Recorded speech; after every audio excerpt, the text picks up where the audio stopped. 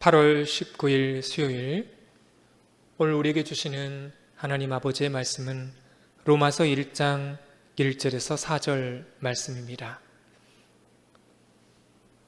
예수 그리스도의 종 바울은 사도로 부르심을 받아 하나님의 복음을 위하여 택정함을 입었으니 이 복음은 하나님이 선지자들을 통하여 그의 아들에 관하여 성경에 미리 약속하신 것이라. 그의 아들에 관하여 말하면 육신으로는 다윗의 혈통에서 나셨고 성결의 영으로는 죽은 자들 가운데서 부활하사 능력으로 하나님의 아들로 선포되셨으니 곧 우리 주 예수 그리스도시니라. 아멘. 오늘 말씀의 제목은 은혜의 로마서입니다.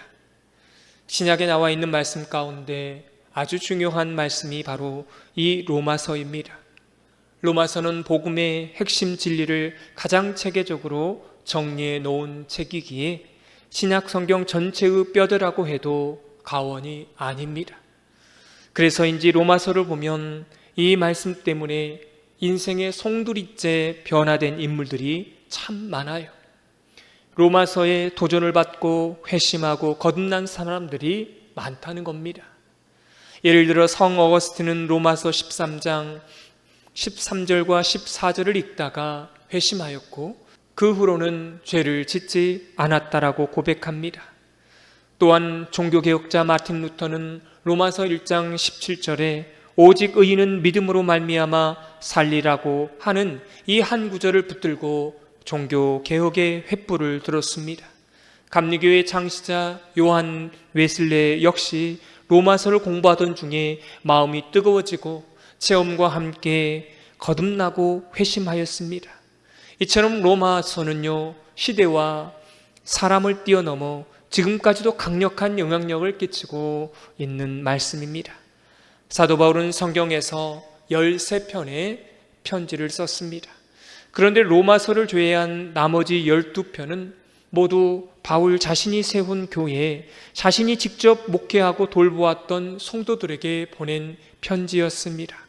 그 교회들이 안고 있었던 구체적인 고민과 문제들을 해결해 주기 위해 쓴, 말하자면 목회적 처방전과 같은 그런 편지들이었습니다. 그런데요, 로마서는 다릅니다.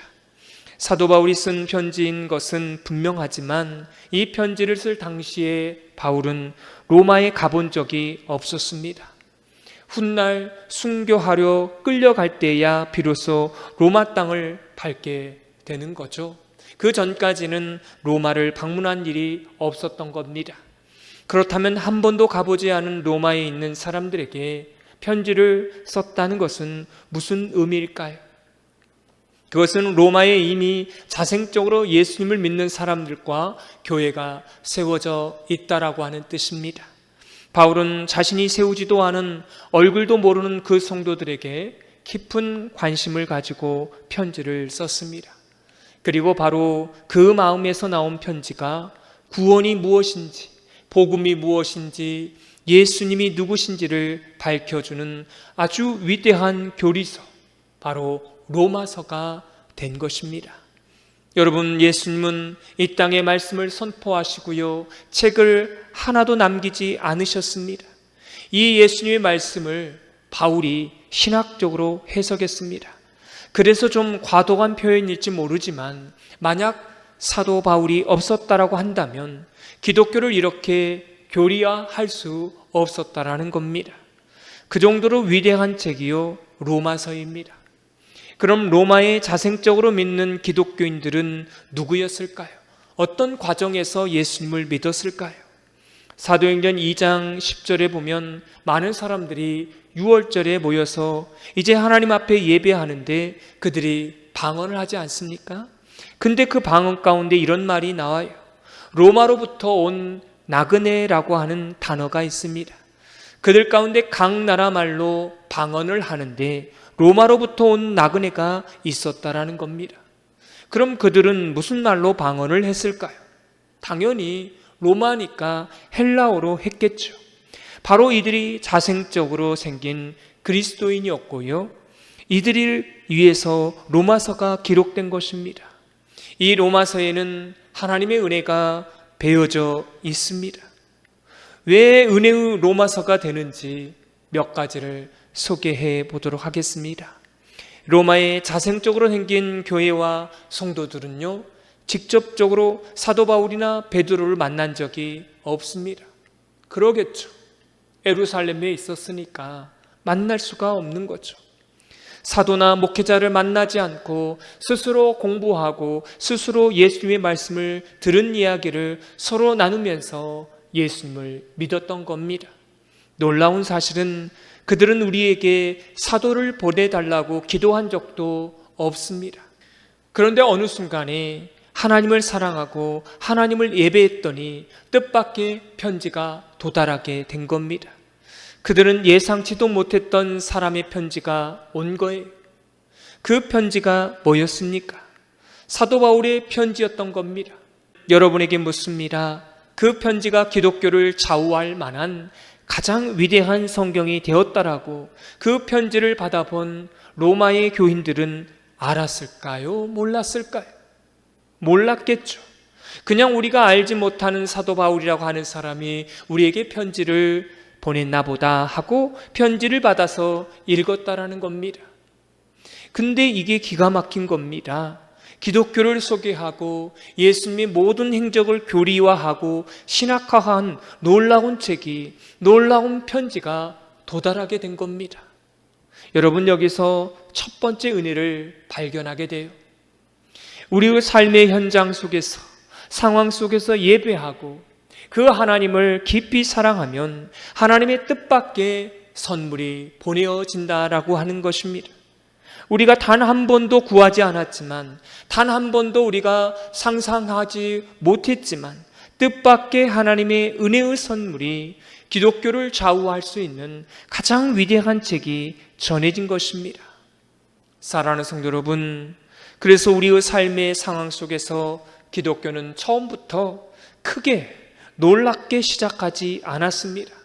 그냥 삶의 상황 속에서, 여러분이 주어진 삶의 상황 속에서 하나님을 깊이 사랑하고 그곳에서 하나님 앞에 예배하면 뜻밖의 은혜의 선물을 누가 보내주시는 겁니까?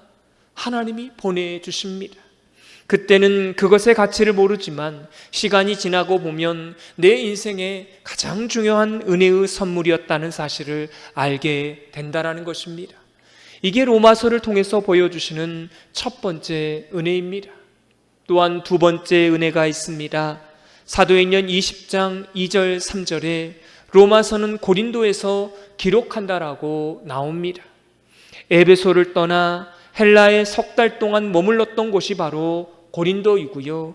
이곳에서 한 번도 만나보지 못한 로마 교인들을 향해서 편지를 쓰게 된 것입니다. 그런데 이 고린도가 어떤 도시였습니까? 그 당시 가장 음란한 도시이지 않습니까? 이방 신을 섬기면서 수많은 여자 사제들의 그 몸을 섞고 그걸 통해서 바알과 아세라와 그 당시 풍요 신들에게 예배했던 가장 음란한 도시, 풍요를 추구했던 도시가 바로 고린도였습니다. 성적으로 타락하고 가장 세속적인 도시 안에서요, 놀라운 반전이 일어난 겁니다. 기독교의 가장 위대한 책이 기록된 거예요. 여러분, 이게 하나님의 놀라운 역설입니다. 가장 시험이 많은 곳에서 그 시험을 이길 수 있는 가장 위대한 편지가 기록된다라고 하는 사실입니다. 사랑하는 성도 여러분, 그러므로 성도는 어떤 상황일지라도 탓을 해서는 안 됩니다. 은혜 받을 준비가 안 되어 있기 때문에 우리에게 은혜가 내리지 않는 것입니다. 세상이 아무리 힘들고 어려워도 그 자리에서 하나님 앞에 예배하고 그 안에 진실함이 있다라고 한다면 그 자리가 바로 하나님의 은혜의 자리가 되고 은혜의 사건이 되는 줄 믿습니다. 여러분, 세상이 어둡다고요? 세상이 고통스럽다고요? 참 놀라운 것은 은혜가 그럴 때 뚜렷해지는 것입니다. 평범하게 한 주간을 살다가 주일날 교회에 나와서 예배드리는 사람보다 세상 속에서 아주 치열하게 살았던 분들이 더 은혜를 받는 경우를 보게 됩니다. 자기 삶 속에 어려운 일이 있을 때, 고통스러운 일이 있을 때 놀라운 사실은요, 은혜가 더 뚜렷해진다라는 것입니다. 그래서 로마서는 하나님의 은혜의 책입니다. 가장 세속적이며 가장 음란한 도시 안에서 가장 위대한 책이 기록되었다라고 하는 이 역설의 은혜를 우리는 기억해야 합니다. 살다가 환난과 고난이 찾아오게 되면 우리는 두 가지 고백이 있어야 살아남는 것입니다. 첫 번째는 드디어 올 게 왔구나. 이러한 말씀을 하셔야 하고요. 그래야 그 상황을 견딜 수가 있고 살아남을 수가 있는 것입니다. 두 번째는 드디어 은혜가 뚜렷해지는구나. 왜 그래요? 어둠이 짙으면 짙을수록 빛은 더 밝아지는 것입니다. 내가 힘들고 어려우면 은혜가 더 쉽게 되어지는 것이고 그 은혜가 뚜렷해지는 것입니다. 또한 세 번째 은혜가 있습니다. 로마서는 1장부터 11장까지 교리 부분입니다.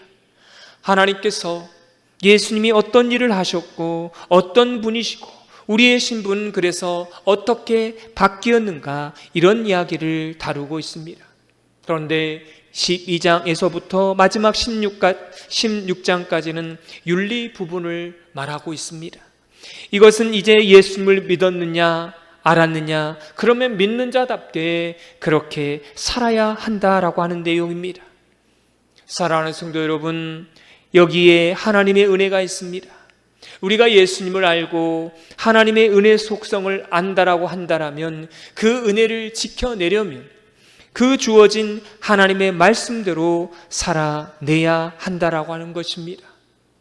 그래야 은혜를 지켜낼 수가 있습니다. 이걸 이렇게 표현하고 싶습니다. 우리가 입고 있는 옷이요, 바뀌었잖아요. 그러면 내가 입고 있는 이 옷에 맞게 사는 것입니다. 내가 지금 입고 있는 이 옷이 무엇을 여러분 상징합니까? 신분을 상징하는 것. 의사는 의사의 옷을 입습니다. 간호사는 간호사의 옷을 입어요. 예수님을 믿는 사람은 예수님 믿는 사람의 옷을 입는 것입니다. 나의 옷은 그러므로 나의 삶이며 나의 행동이며 나의 말인 것입니다. 여러분, 성경은 여러분에게 옷부터 바꾸라고 말하지 않습니다. 우리는 이 옷을 바꿀 능력도 없고 의지도 없습니다. 그런데 성경은 우리에게 먼저 로마서 앞부분을 통해서 너희는 신분이 바뀌었다. 예수 그리스도가 너희를 위해서 십자가에서 죽으셨으니 너는 왕의 자녀이고 하나님의 자녀라고 신분이 바뀌었다라고 말합니다. 그 다음에 말하는 거예요. 옷을 툭 던져주면서 이 옷 갈아입어라. 이 옷이요, 우리의 삶인 것입니다. 신분이 바뀌고 그 신분에 맞게 옷을 주면 그 옷의 삶을 살아내는 것입니다. 이제 묻습니다. 부담스러워하면서 입어야 합니까? 감사하면서 입어야 하는 것입니까? 감사하면서 입어야 되는 것 아닙니까? 여러분, 그래서 은혜는요, 그냥 와서 예배만 드리고 기도하면 은혜가 지켜지는 게 아닙니다. 그 은혜대로 살아내셔야 하는 것입니다. 그래야 삶 속에서 맞구나. 그 은혜가 이런 거였구나. 내 삶 속에 이렇게 이루어졌구나. 이런 것들을 깨닫게 되는 것입니다. 이게 은혜의 놀라운 로마서의 내용 가운데 나와 있는 것입니다. 또한 오늘 말씀에 보면 은혜의 뿌리가 나와 있습니다. 1절의 말씀을 우리 함께 보도록 하겠습니다. 예수 그리스도의 종 바울은 사도로 부르심을 받아 하나님의 복음을 위하여 택장함을 입었으니, 오늘 말씀의 사도 바울은 자기 자신을 예수 그리스도의 종이라고 말합니다. 헬라어로는 둘로스입니다. 둘로스는 예수님의 노예라는 말이, 그런데 한 가지 특징이 있습니다. 이 당시의 모든 노예는 다 억지로 된 노예인데 이 노예는 스스로 선택한 자유의 노예입니다. 예수님이 너무 좋아서 내가 예수님께 노예 삼아달라고 말해서 되어지는 노예인 것입니다. 그러니 얼마나 기쁘겠습니까? 사랑하는 성도 여러분, 이 노예는 한 가지 반드시 특징을 지켜야 합니다. 그것은 모든 일에 종이 드러나서는 안 되고 무슨 일을 하든지 주인이 드러나야 하는 것입니다. 그리고 주인이 영광을 받아야 하는 거예요. 그게 둘로쓰입니다. 여러분, 여기서 놀라운 원리를 아셔야 합니다. 내가 종이 되고 내 삶 속에 예수님이 주인 되심이 드러내면 그곳에 은혜가 임합니다. 그곳에 은혜가 나타나는 거예요. 근데 이걸 거꾸로 내가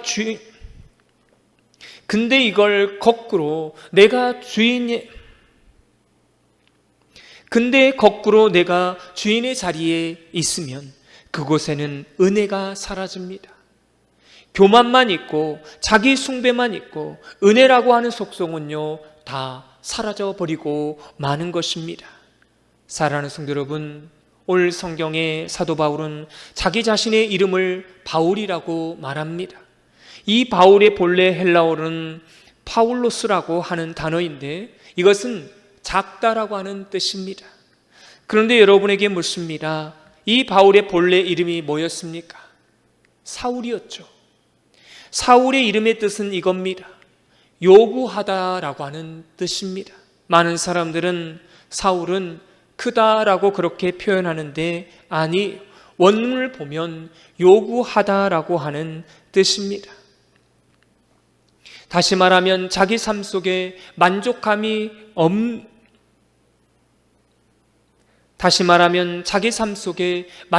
없이 날마다 무엇인가를 요구하는 사람, 그게 바로 사울입니다. 이런 사울의 이름을 버리고 파울로스, 나는 작다라고 스스로를 겸손하게 낮춥니다. 끊임없이 요구했던 것을 멈추고 이미 하나님이 나에게 주어진 것을 누리고 감사하고 그리고 자기 자신을 끊임없이 낮추면 그 사람에게 은혜가 임하게 되는 줄 믿습니다. 이 은혜의 원리가요 진리인 겁니다. 이 은혜의 원리를 저와 여러분이 따라가게 되기를 소망합니다. 오늘 1절에 사도 바울은 하나님의 복음을 위하여 택정함을 받았으니 여기에 하나님의 은혜의 원리가 또 한 가지 나와 있습니다. 여러분, 우리는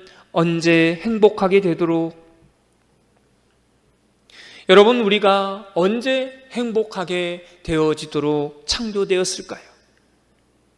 나의 요구가 아니라 하나님의 것으로 채워질 때 행복하다는 것입니다. 나의 요구가 아니 하나님의 것으로 채워질 때 우리는 행복을 느끼는 것입니다. 하나님의 것이 무엇입니까? 복음을 위해 살아가게 될 때에 또 그 복음을 전하기 위해서 그들의 마음이 열리도록 남을 위해 우리가 섬길 때 우리는 기쁨이 더 크고 행복한 것입니다. 왜냐하면 하나님이 그렇게 우리를 만들어 놓으신 것입니다. 우리는 이와 같이 무엇을 위해서 보내심을 받았는가? 그리고 그 보내심에 충실하게 살아가게 될 때 우리의 삶 가운데 은혜를 경험하게 될 줄로 믿습니다. 사랑하는 성도 여러분, 말씀을 정리합니다. 우리의 삶이 아무리 힘들고 연약한 그 자리일지라도 그곳에서 하나님을 사랑하고 예배하면 뜻밖의 편지가, 마치 로마 교인들은 편지를 보내달라고 한 적이 없지만 하나님의 뜻밖의 선물인 하나님의 은혜의 책을 주십니다. 사랑하는 성도 여러분, 2000년 전에 로마와 사도 바울에게만 일어났던 사건이 아니라 오늘 우리에게도 이런 은혜의 사건이 주어지게 되리라 믿습니다. 이런 은혜의 책 때문에 오늘 하루도 이 은혜를 누리게 되기를 주님의 이름으로 축원합니다. 기도하겠습니다. 하나님 아버지, 오늘 로마서 말씀을 통해 저희를 향한 주님의 뜻밖의 사랑을 다시 깨닫게 하여 주시니 감사합니다. 로마 교인들이 구하지도 상상하지도 못했던 편지를 받았던 것처럼 저희의 삶의 자리가 아무리 연약하고 아무리 힘들지라도 그 자리에서 주님을 예배하게 될 때 뜻밖의 은혜의 선물이 부어지게 됨을 우리는 믿습니다. 고린도처럼 세속적이고 시험 많은 이 세상 한복판에서도 저희가 낙심하지 않게 하여 주시고 오히려 그 자리에서 주님의 은혜가 더욱 뚜렷해지는 그런 신비를 경험하게 하여 주옵소서. 사도 바울이 스스로 예수님의 종되기를 기뻐하며 자신을 낮추었던 것처럼 저희도 날마다 요구하기보다 이미 주신 것에 감사하며 우리의 삶의 주인 되신 그 주님을 높여드리고 그 자리에 내려와 예수님이 주인 되심을 드러낸 종의 삶을 살게 하여 주옵소서. 신분이 바뀐 자로서 왕의 자녀된 자로서 합당한 옷을 부담이 아닌 감사함으로 갈아입게 하여 주시고 이 은혜의 복음을 위해 보내심을 받은 자로 살아가는 그런 삶을 살게 하여 주옵소서. 예수님의 이름으로 기도드리옵나이다. 아멘.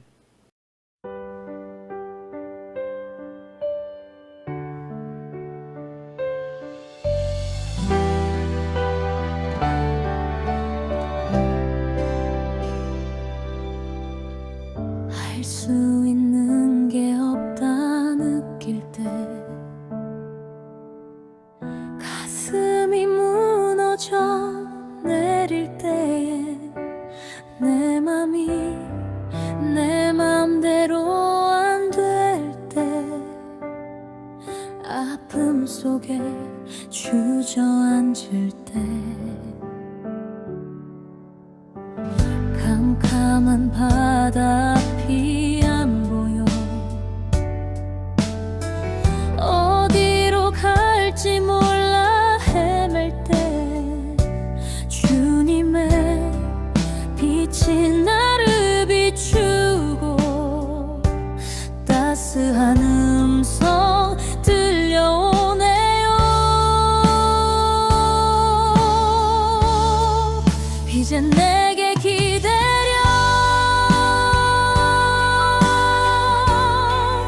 아픔 내게 맡기려 너의 눈물 내가 알아 못 박힌 손으로 널 안는다. 할 수 있는 게 없다 느낄 때